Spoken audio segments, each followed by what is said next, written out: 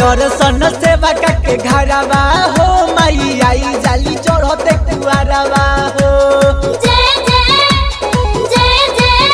देवे दर्शन सेवा के घरवा हो माई आई जाली चढ़ते कुआरवा हो आचारा से चरण के झारो ये सखी लेके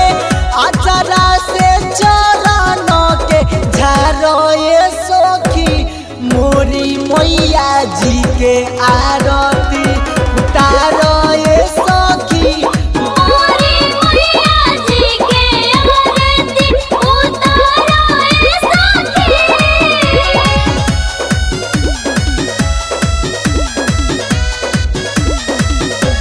तेरा वाली जुत्ता वाली अम्मी वाली माँ धावे वाली रस वाली खबर वाली माँ सेवा में कमनो ना होके पावे कमी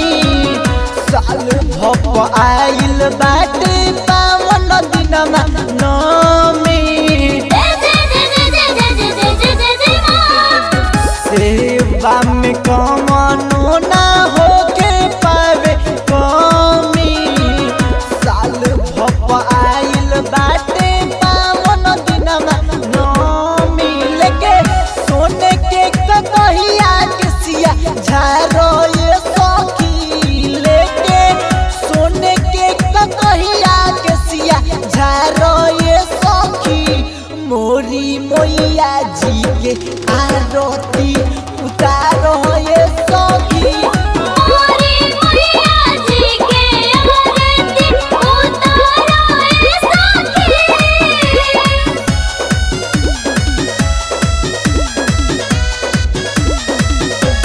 तेरा वाली जुत्ता वाली अम्मी वाली माँ धावे वाली रस वाली खबर वाली माँ साल भप आवे के बनल बारे रीत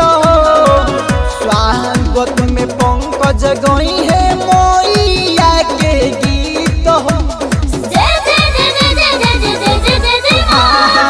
साल भप आवे के बनल बारे रीत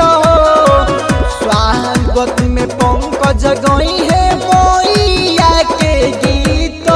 बाबा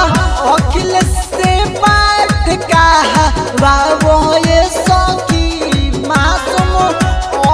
जैसे बाचारा लिखवाओ ये सखी मोरी मैया जी के आरती उतारो ये सखी नौ देवी लोग के आरती उतारो ये सखी देवे दर्शन सेवा के घरवा